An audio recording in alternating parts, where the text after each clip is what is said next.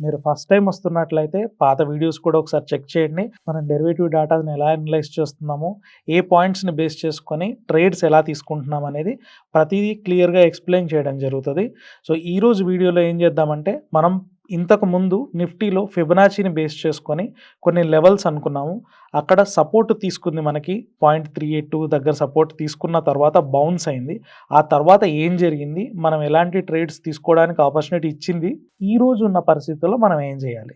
ఇవన్నీ మనం టెక్నికల్‌గా చూద్దాము. డెరివేటివ్ డాటా అనలైజ్ చేయడం రాకపోయినా మన డెల్టా బుల్ ట్రేడింగ్ అకాడమీ యొక్క ప్రొప్రైటరీ ఇండికేటర్‌ని యూజ్ చేసి ఈరోజు అనలైజ్ చేయడం జరుగుతది.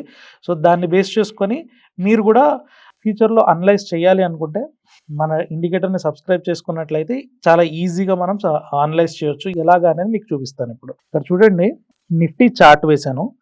మన ఇండికేటర్ ద్వారా అనలైజ్ చేసే ముందు నేను కొన్ని రూల్స్ చెప్తాను ఎలా అనలైజ్ చేయాలని.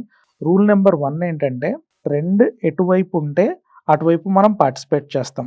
అంటే సముద్రంలో అలలు ఎటువైపు వెళ్తూ ఉంటే అటువైపు ఈదినట్లయితే మనం ఈజీగా, సులువుగా ఆ డైరెక్షన్‌లో వెళ్ళగలుగుతాం. ఎదురీదామనుకోండి, మేబీ ఎదురీదితే అవార్డులు రావచ్చేమో.